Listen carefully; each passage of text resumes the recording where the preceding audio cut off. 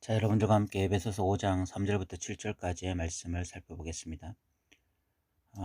과거 저는 성경을 신학적 프레임으로 읽었습니다. 모태 신앙으로 태어나서 이 교회에서 자라다 보니까 저도 모르게 제가 성장한 교회가 가진 이 보수 신학이 몸으로 체득되어 있었고, 그래서 이 몸으로 체득된 신학은 성경을 읽을 때 자연스럽게 성경을 바라보는 하나의 관점이 되었습니다. 그래서 저 자신도 모르게 너무나 자연스럽게 그 신학적 프레임으로 성경을 읽었던 것입니다. 이 신학대학원에서 이 성경 해석학이라는 것을 배우게 되었는데, 거기에서 배우는 첫 번째로 배우는 것이, 성경을 바르게 해석하기 위해서는 이 성경 본문을 편견 없이 바라보는 것이라고 말을 합니다. 그래서 자신이 가지고 있는 이 신학적 프레임을 벗고 마치 아무것도 모르는 사람인 것처럼 본문을 최대한 객관적으로 보려는 노력을 해야 한다고 말을 합니다. 그런데 인간은 아무리 객관적이 되려고 해도 이미 주관적인 사고를 가지고 있고 어떤 신학적 체계를 가지고 있기 때문에 이 편견 없이 성경을 읽는다는 것이 굉장히 어려운 일이 됩니다. 그럼에도 불구하고 계속 그 작업을 해야 하는 이유는, 우리는 결국은 이 신학을 믿으려고 하는 것이 아니라 이 성경을 믿으려고 하기 때문에 그런 것입니다. 신학이 성경을 말하게 하는 것이 아니라 성경이 성경을 말하게 해야 하는 것이기 때문에, 우리가 가진 신학은 이 성경을 해석하는 도우미 역할은 할 수 있지만 결국 성경 자체가 아니기 때문에 우리는 계속해서 성경을 편견 없이 바라보려고 하는 이런 노력을 해야 되는 거죠. 그것을 성경을 낯설게 읽기라는 표현을 쓰기도 합니다. 그런 측면에서 오늘 본문도 우리가 가진 이 신학적 편견으로 본문을 마음대로 재단하고 그 의미를 축소하거나 변경하는 일을 해서는 안 됩니다.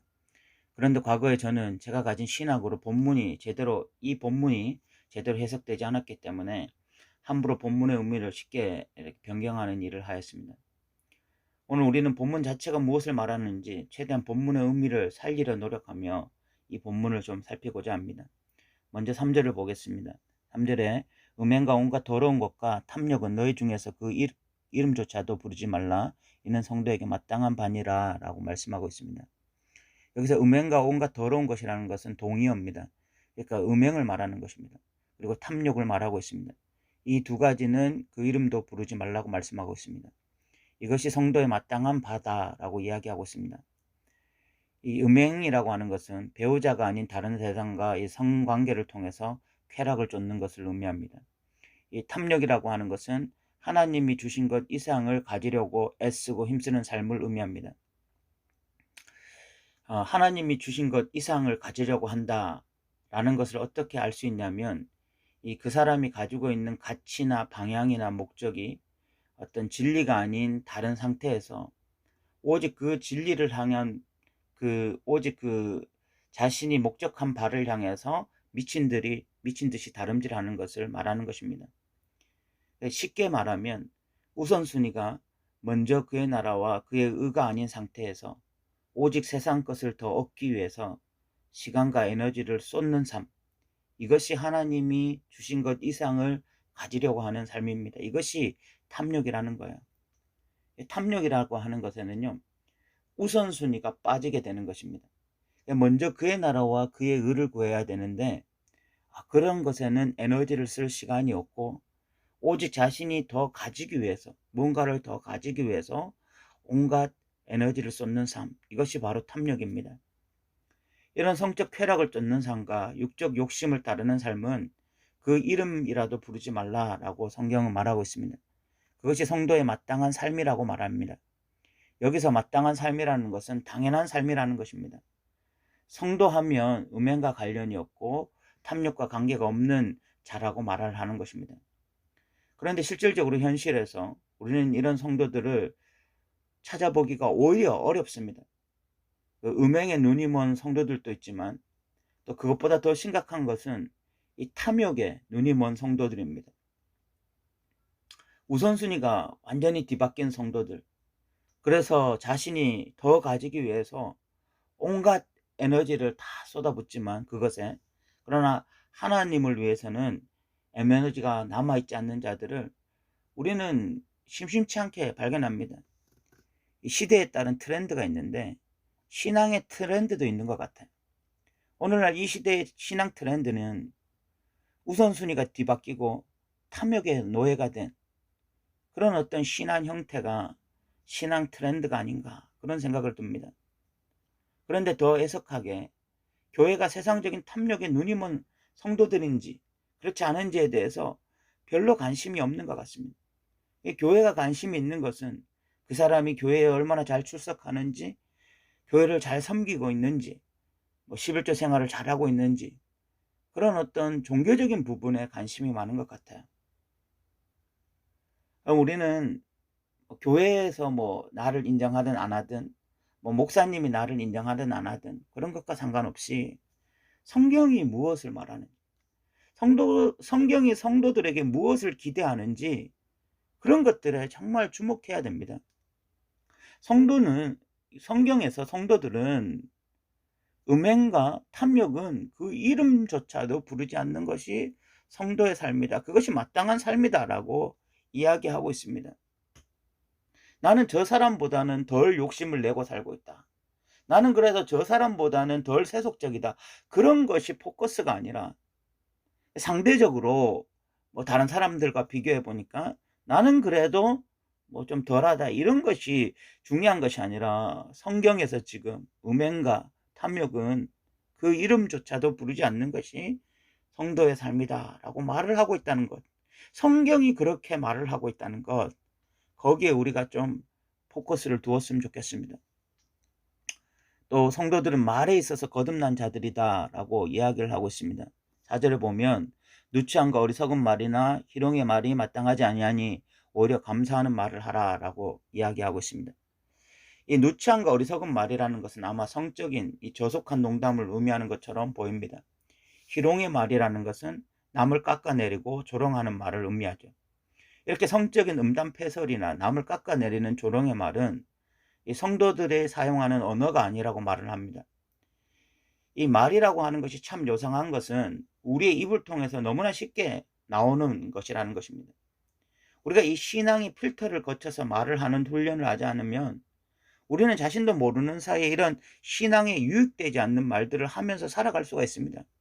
그냥 남들이 말하는 대로 나도 말을 하면서 살아가는 것입니다. 그런데 성도들은 성도들만이 가지는 고유한 어떤 말의 습관이 있다는 것입니다. 말의 특징이 있다는 거예요. 그것은 우리가 음담패설을 하지 않는 것이고 남에 대해서 조롱하는 말을 하지 않는 것이죠. 그리고 성도들이 해야 할 말은 감사의 말이다라고 말을 하고 있습니다. 감사의 말을 하기 위해서 우리는 자꾸만 신앙의 필터를 거쳐서 말을 하는 훈련을 해야만 합니다. 그 말도 훈련을 해야 돼요. 그냥 입으로 나오는 대로, 그냥 내가 생각나는 대로 말을 하는 것이 아니라 내가 신앙인이기 때문에 어떻게 하면 음담패설이나 남을 조롱하는 말이 아니라 감사하는 말을 할까? 그 고민 가운데, 그 신앙의 필터 가운데 자꾸만 말하는 훈련. 그래서 우리의 입에서 음담패설이나 불평이나 원망이나 남을 조롱하는 말보다는 이 감사의 말을 하게 되어지는 이런 일들이 일어나고요. 그리고 이 5절이 굉장히 충격적인 말씀이에요. 5절에 보면 너희도 정녕 이것을 알거니와 음행하는 자나 더러운 자나 탐하는 자 곧 우상 숭배자는 다 그리스도와 하나님 나라에서 기업을 얻지 못한다라고 말씀하고 있습니다. 여기에 음행하는 자나 더러운 자나 탐하는 자 곧 우상 숭배자 하나님 나라를 기업으로 받지 못한다.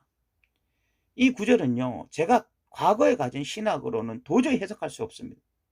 제가 과거에 가졌던 신학은 오직 믿음으로 구원받고 믿음으로 심판받는다라는 것이었습니다. 그런데 지금 사도 바울은 음행하는 자나 탐하는 자가 우상 숭배자예요. 오늘날 이 그리스도인들이 하나님이 주신 것 이상으로 가지기 위해서 먼저 그의 나라와 그의 의를 구하지 않고 삶의 방향이나 목적 자체 그리고 에너지를 쏟는 것 자체가 탐하는 것에 빠져 있다면 그 사람들이 우상 숭배자들이거든요. 그런 사람들은 하나님 나라를 유업으로 받지 못한다. 이렇게 이야기를 하니까 행위와 관련된 말이잖아요. 음행하는 것이나 탐하는 것, 우상 숭배 이런 거 다 행위와 관련된 말입니다. 그러니까 제가 가진 신학, 믿음으로 구원받고 믿음으로 심판받는다. 이 신학으로 이 본문이 해석이 안 돼요. 그래서 지금도 제가 옛날에 가지고 있던 신학을 가지고 있던 사람들은 이 본문이 사도 바울이 가장법으로 말한 것으로 말을 합니다. 그냥 사도 바울이 원래 일어나지 않을 일인데 뭐 음행한다고 해서 또는 뭐 우상 숭배한다고 해서 꼭 하나님 나라를 유업으로 받지 않는 것은 아닌데 그냥 제대로 살게 하기 위해서 과장되게 그렇게 말을 한 거라고 이야기해요. 그런데 이 본문이 가장법이라고 말할 근거가 전혀 없고, 또한 사도 바울은 에베소서뿐만이 아니라 갈라디아서 5장에서 또 로마서 2장에서 비슷한 말씀을 동일하게 합니다. 과장되게 말하는 것을 이곳저곳에서 말할 이유가 전혀 없죠. 그래서 우리는 본문을 있는 그대로 살펴야 됩니다.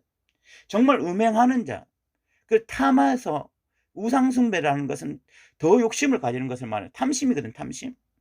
진짜 우상숭배의 핵심은 탐심이에요. 이런 사람은 하나님 나라를 유업으로 받지 못할 것이다. 우린 진짜 이렇게 말을 해야 됩니다.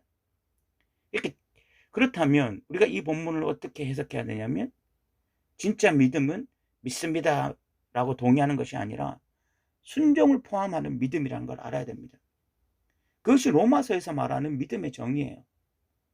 로마서에서는요, 그 순종하는 믿음에 대해서 말을 하고 있습니다. 그러니까 로마서에서 이신칭의가 나오는데 믿음으로 의롭다함을 받는다라는 말이 나오는데 거기에서 말하는 믿음이라는 것은요, 순종하는 믿음입니다.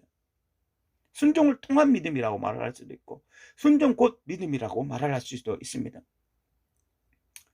그래서 진짜 예수를 믿는 사람은요, 예수를 믿고 나면 그 음행하는 삶이 그 사람의 어떤 주된 삶이 될 수가 없습니다.